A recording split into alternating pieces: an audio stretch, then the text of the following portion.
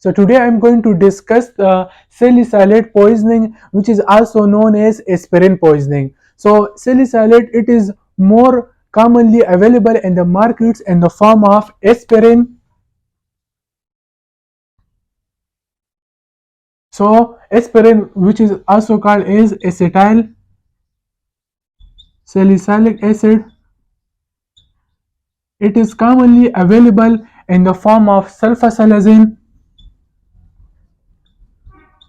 which is used in ulcerative colitis.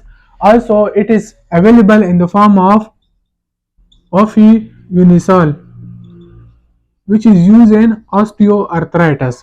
So, the salicylate, it is commonly available in the markets in the form of aspirin, sulfasalazine, which is commonly used in ulcerative colitis, ofeunizole, which is used in osteoarthritis. It is commonly used as antipyretic. It is commonly used as antipyretic, analgesics effects, and anti-inflammatory effects. So the salicylate, it is commonly used as an antipyretic, analgesics, and anti-inflammatory effects. That's why the overdose of salicylate, it is more commonly observed in our setup. So if the ingestion, it is more than the 125 mg per kg, if ingestion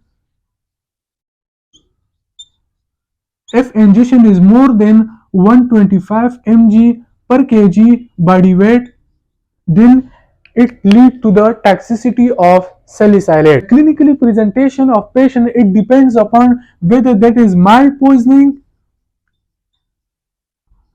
moderate poisoning, or that is severe poisoning. The clinical presentation divided into mild poisoning, moderate poisoning, and severe poisoning. So if the salicylate level, it is more than 150, if it is more than 150 mg per kg body weight, so that is called as mild poisoning. If the salicylate level, it is more than 250 mg per kg body weight, so that is moderate poisoning. If the dose is more than 500 mg per kg body weight, that is severe poisoning.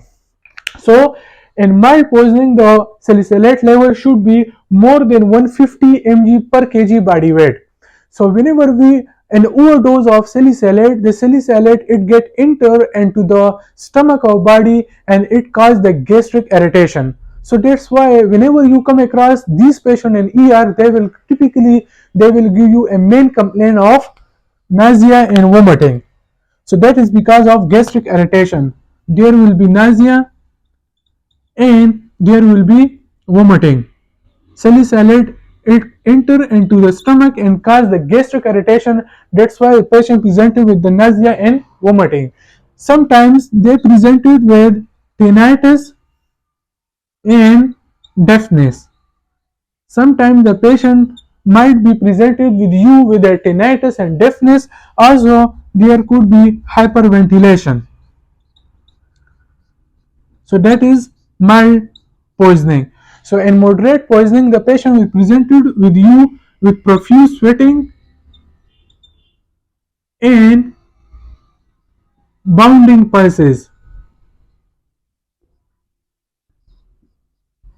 While in severe poisoning, the patient presented with a coma, there might be confusion and there could be convulsion.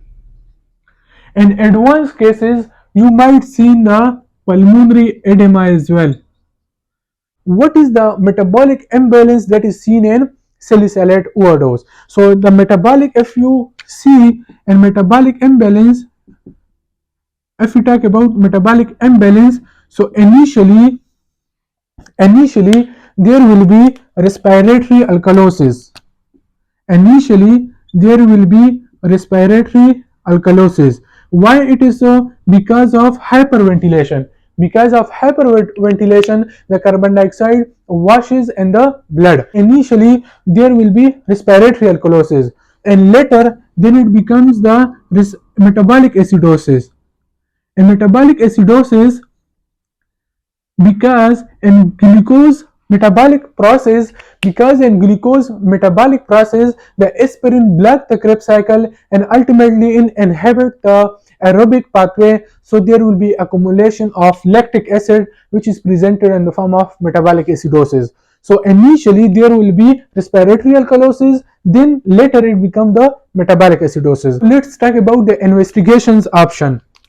So in the investigation, the gold standard is, that is, salicylate level. Salicylate level, it is gold standard.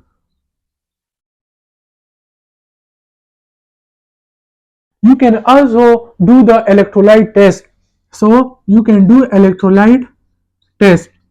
In electrolyte test, you will be see that there is hypokalemia. There will be decreased level of potassium. So there will be hypokalemia. And if you see the glucose level, so there will be hypoglycemia. There will be hypoglycemia.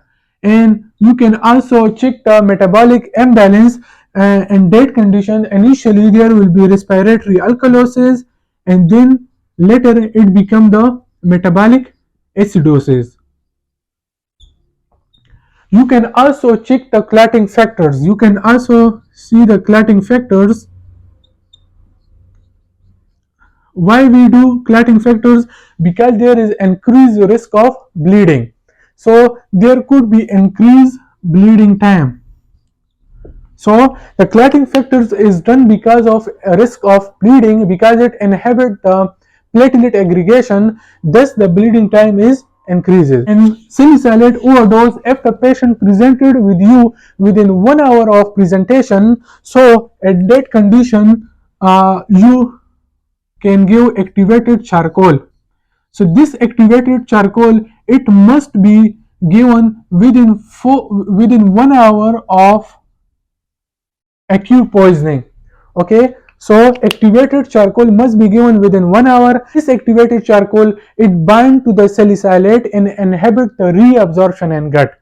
Okay, so activated charcoal, it can be given in mild poisoning, it can be given in moderate poisoning, and severe poisoning. So in case of mild poisoning, you will observe the patient for 6 hours.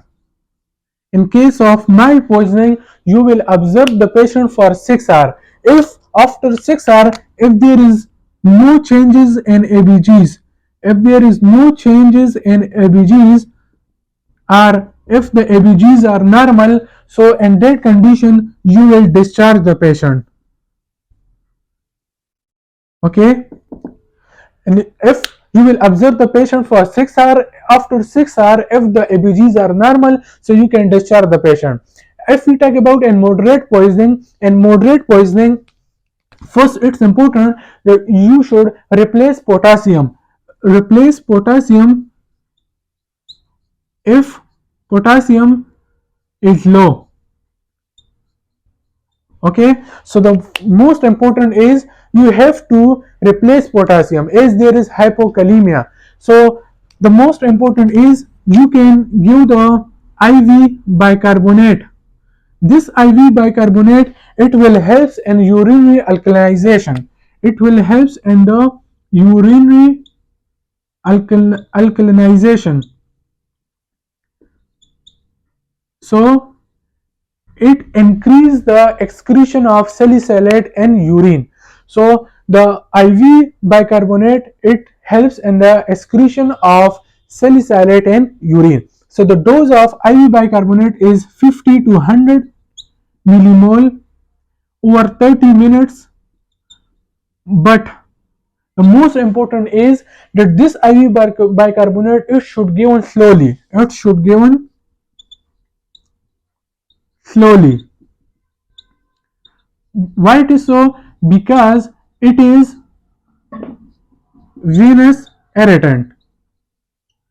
Because it is venous irritant. So the dose is 50 to 100 millimole over 30 minutes. It should given slowly because it is venous irritant. If we see the plasma level, and if the plasma level it is more than 500 per liter in adult, or if it is more than the 350 per liter in child. So in that condition there will be primary urinary alkalization. So there will be primary urinary alkalization. Now in severe poisoning, what happens? In severe poisoning, the urgent dialysis is required. Urgent dialysis is, it's all about the salicylate poisoning.